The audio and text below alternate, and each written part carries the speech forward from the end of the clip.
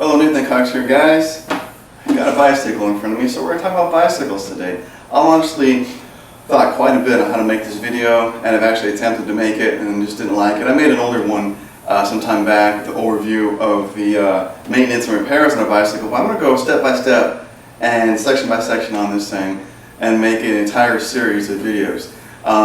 Just so you know, down in the description below, there'll be clickable links to the entire video series, so you can do it step by step. This pretty standard mountain bike you're going to find at any big box store, okay? And something to be said about that, their assembly of these bicycles suck. Okay, I'm sorry, there's not really a better word. I'm looking for something that just kind of described it better, but there really isn't. It just sucks. It's just terrible. And I'm not even just talking about the guys in the back room at the big box store, because all they do is put the tires on and the seat and the handlebars. But I've had a lot of other things like the brakes and the shifters just really out of whack, and that comes from factory like that. Now who knows if that gets messed up during shipping or whatever, but whatever. These bikes can be scary right at first. I tell you, one time I took one out years ago. I got myself a mountain bike and decided I was going to take it around the lake. You know, these are simple, fairly easy trails. You know, kind of do the up and down little bump, and I come up and the handlebars come off. I'm holding the handlebars up here and the rest of the bike's down here. Okay, so you know I'm crapping my pants because I'm just waiting for the wheel to go like this and I'm going to go right over it into some tree. I heard it slam on the back brake and was able to jump off my seat. It was okay, but it could have been very scary.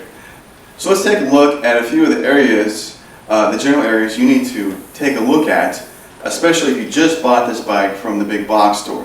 And then we'll go into the more specific, specialized videos, okay? So, alright, the handlebars. Very important that they stay on, okay? That's very important. Okay, now there's a couple different types of heads. Here's a very basic type right here where you got the Allen wrench screw in the middle, and there's a big nut right here you guys can see. And then you got your nut and bolt right here, the clamp. So there's two parts to the handlebar right there. Now first you want to make sure that this is tight right here. There's a nut underneath, and that controls the holding of the actual handlebars in the neck piece. So we're just going to call this the neck piece right here. So that's they'll just roll over like this if this isn't tight. So you got to make sure that nut down there is tight.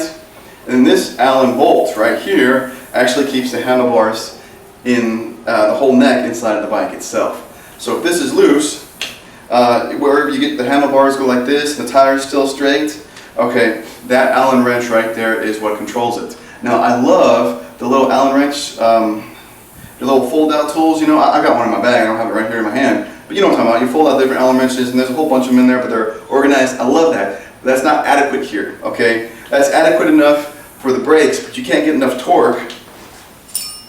You cannot get enough torque on your neck here with one of those. So it's always good to have a standalone set of just open package of Allen wrenches like this. A lot of times they'll even have short and long ones.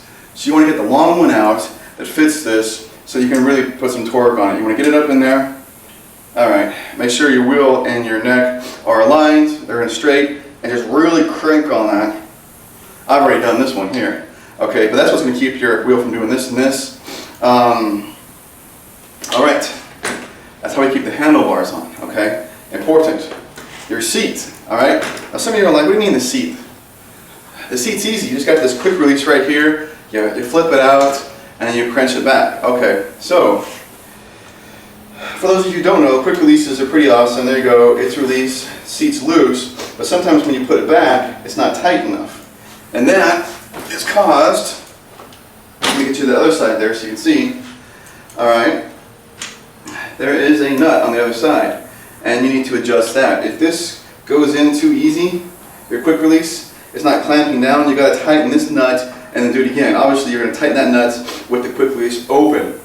Snug the nut up a little bit and then close the quick release. It should be pretty snug for you to push that lever back, okay? But there's another part to the seat, which I've seen plenty of people sit on the seat and all of a sudden the seat just goes whoosh, just down forward like that. You're like, and you almost fall on your face.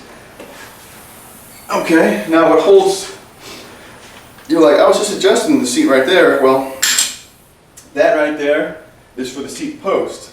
But for the actual seat itself, there's two nuts right here underneath. You see this one right here? I'm going to tighten that up. And then there's going to be one on the other side. Same idea. and tighten that one up. Okay, and that's what allows the seats to kind of roll backwards, roll forward, and keeps it snug right there. Okay. That being said, okay, so we've got the handlebars, we've got the seat. We don't want those two to fall off. Your wheels, and yes, your wheels can come loose. Wheels are easy to tighten up. Okay. I got myself a ratchet. I got my dogs in the house barking at each other. That's great. Always wait till I start the video and then they wake up and start barking and wrestling with each other. Alright, I've already got the socket figured out on this one here.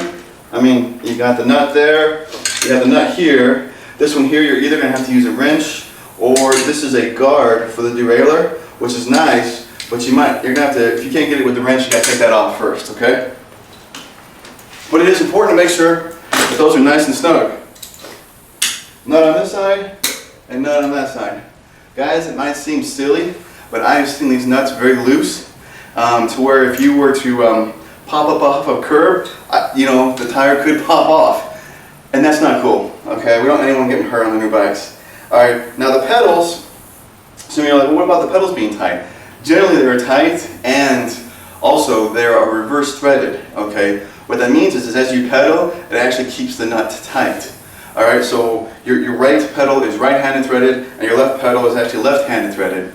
So note that. So one's going to screw, your right one's going to screw in righty-tighty, lefty-loosey, and your left pedal will screw in lefty-tighty, righty-loosey. I think I said that right. That's a tongue twister. You can always take yourself, near yourself, an open-end wrench for these, get it on there, and like I said, this is left-hand side one, so we want to, we're going to go lefty-loosey, which is actually lefty-tighty on that, and those are already snug. But like I said, unless you see a gap on those, your pedals actually keep themselves tight. Okay, now that is the general overview and your places you want to hit, especially if you just got a bike from the big box store. Make sure those areas are tight so your bike doesn't fall apart on yourself, your spouse, or your kids on their first day playing with it. Alright, guys, please check out my entire bike series. Like I said, clickable links in the description down below. You can also go to my website, greatwhiteninja.com, and I'll have a page dedicated for the bike maintenance and repair. Other than that, please subscribe to the channel, and thanks again.